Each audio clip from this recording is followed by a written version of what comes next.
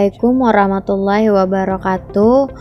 Selamat siang semuanya. Apa kabar semuanya? Semoga kita selalu dalam keadaan sehat dan segala urusan dan rezeki kita dilancarkan. Amin ya rabbal alamin. Berjumpa lagi kita pada pertemuan kali ini, yaitu pada mata kuliah Biosel pada pertemuan ke-6. Di sini kami dari kelompok 3 menjelaskan mengenai membran plasma dan hubungan antar sel. Nah, di sini saya Rama Medika Ananda yaitu akan menjelaskan mengenai mekanisme transport aktif melewati membran plasma dan jenis-jenisnya. Di sana bisa kawan-kawan lihat pada gambar yang sudah saya cantumkan. Nah, di sini saya akan menjelaskan mengenai pengertian dari transport aktif tersebut. Nah, pada transport aktif ini merupakan transport yang partikel-partikelnya itu melalui ataupun melewati membran semi-permeable yang bergerak untuk melawan gradien konsentrasi rendah pada larutan yang memiliki konsentrasi tinggi. Nah, sehingga dapat tercapai keseimbangan di dalam sel tersebut. Dalam banyak hal, pada sel itu harus mentranslokasikan molekul-molekul melawan gradien konsentrasinya tersebut. Nah, selanjutnya itu transport aktif ini adalah merupakan suatu jenis transport membran sel yang membutuhkan energi dalam melakukan aktivitasnya tersebut. Nah, energi yang digunakan tersebut yaitu dalam transport aktif ini yaitu ATP atau adenonin trifosfat.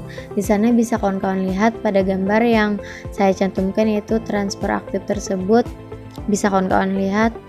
Nah, selanjutnya yaitu ada fungsi dan juga contoh transport aktif.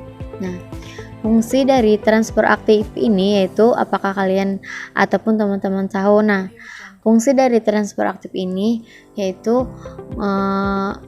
menjadi pemelihara ataupun keseimbangan pada dalam sel. Nah, pada transport aktif ini yaitu transport yang berlangsung pada proses sitoplasma sel darah dalam sel darah merah pada manusia. Nah, selanjutnya itu ada jenis-jenis transport aktif. Nah, di sini bisa kawan-kawan lihat pada gambar tersebut yaitu ini adalah suatu gambar endositosis dan juga eksositosis. Nah, di situ bisa kawan-kawan lihat ada extracellular fluid, plasma membran, endositosis, sitoplasma, eksositosis. Nah, di situ ada proses pada masuk ataupun keluarnya. Nah, di sini yaitu endositosis ini merupakan transport makromolekul dan juga materi yang sangat kecil ke dalam sel melalui cara membentuk vesikula baru dari membran plasma tersebut. Nah, mekanisme transport aktif ini adalah sebagian kecil luas membran plasma yang terbenam ke dalam dan membentuk kantong. Nah, endositosis ini yaitu proses masuknya ke dalam sel tersebut. Nah, selanjutnya itu ada eksositosis. Pada eksositosis ini yaitu merupakan transport molekul yang besar seperti polisakarida dan juga protein. Nah, melalui membran plasma ini dari dalam tersebut keluar sel atau yang disebut sekresi. Nah, dengan menggabungkan vesikula berisi molekul tersebut dan juga membran plasma. Nah, di sana bisa kawan-kawan lihat proses eksositosis itu tersebut yang sudah saya cantumkan pada PPT tersebut terdapat gambarnya. Nah, selanjutnya itu ada karakteristik transport aktif. Nah, pada karakteristik transport aktif ini yaitu yang pertama ada melawan gradien kimiawi atau potensial elektrik. Yang kedua memerlukan suatu energi metabolik dan juga sensitif terhadap adanya racun tergantung pada adanya aktivitas pada membran protein tersebut. Nah, yang ketiga yaitu spesifik untuk substansi tertentu. Nah, spesifiknya itu membutuhkan substansi tertentu yang akan disebabkan oleh kasus tersebut. Nah, selanjutnya itu ada transport aktif ini dapat terjadi secara langsung dan juga transport aktif secara tidak langsung. Nah, yang termasuk transport aktif langsung adalah pompa P dan P. Sedangkan yang termasuk transfer aktif tak langsung yaitu adalah simport dan antiport. Nah, di sana bisa kawan-kawan lihat pada gambar yang sudah saya cantumkan pada PPT, bisa kawan-kawan pahami ataupun mengerti. Di sana terlihat pada gambar tersebut transfer aktif langsung dan juga transfer aktif tak langsung. Nah, selanjutnya yaitu transfer aktif ini melibatkan molekul ataupun zat terlarut melawan gradien pada konsentrasi atau gradien listrik dari mana konsentrasi tersebut lebih rendah ke daerah di mana konsentrasi tersebut lebih tinggi. Nah, sedangkan transfer pasif melibatkan suatu molekul ataupun zat terlarut sepanjang pada konsentrasi ataupun gradien listrik dari mana konsentrasi tinggi tersebut ke daerah di mana konsentrasi yang lebih rendah. Nah, pada transfer aktif dan pasif ini saling bertolak belakang ataupun berkebalikan. Nah, selanjutnya yaitu selama pada transfer aktif ini energi yang diperlukan jauh lebih tinggi daripada selama transfer pasif tersebut. Transfer aktif ini disebut sebagai transfer menanjak, sedangkan pada transfer pasif tersebut disebut sebagai transfer menurun. Nah, di sana bisa kawan-kawan lihat pada gambar tersebut proses pada transfer aktif ataupun transfer pasif tersebut. Di sana ada terlihat pada ikatan Na+ di sitoplasma dengan protein merangsang fosforilase oleh ATP tersebut. Nah, yang kedua yaitu ada fosforilase menyebabkan protein menjadi berubah bentuk.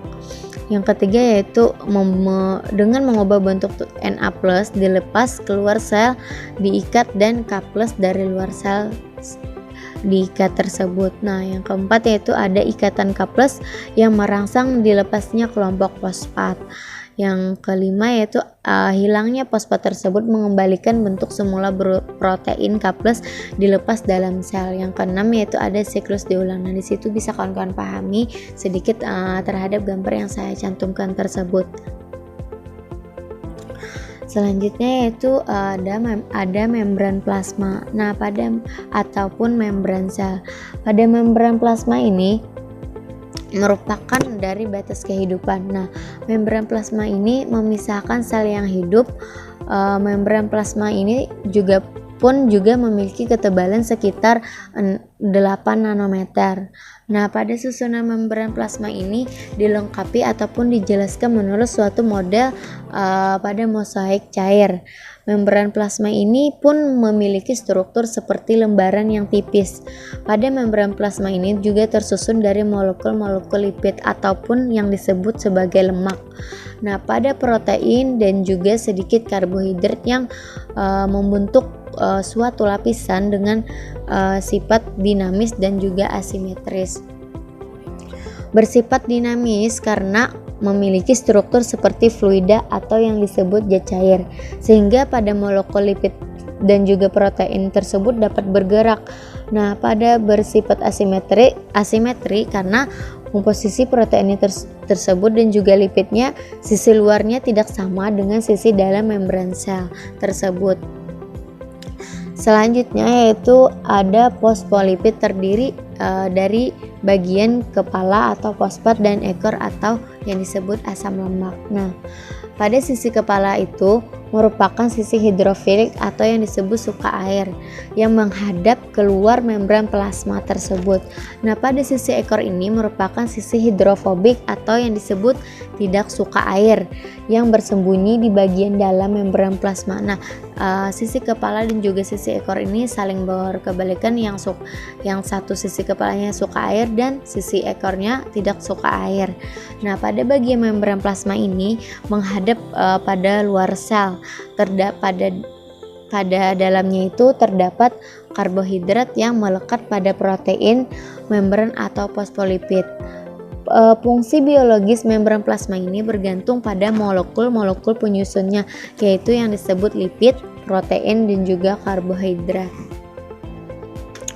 Nah, selanjutnya yaitu ada pada protein tersebut yang terdapat pada dua lapis fosfolipid berfungsi sebagai berikut, yaitu yang pertama sebagai enzim atau yang disebut biokatalisator yang pada prosesnya itu mempercepat laju reaksi biokimianya yang berupa seperti protein integral pada membran dalam mitokondria dan juga kloroplas.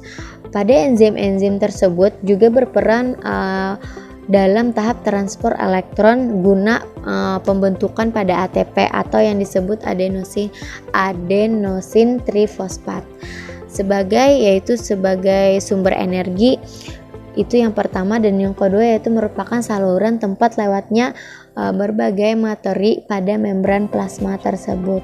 Nah, yang selanjutnya itu ada lipid. Nah, pada lipid ini yaitu berfungsi untuk menstabilkan kesatuan fisik pada membran plasma sehingga lipid tersebut dapat menjadi penghalang yang efektif bagi lalu lintas materi pada hidrofilik. Misalnya yaitu pada air dan juga ion-ion. Dua lapis fosfolipid yang menyusun pada membran plasma tersebut merupakan tempat melekatnya pada protein, dan hal tersebut juga akan membantu pada proses fusi vesikel atau yang disebut ataupun endositosis.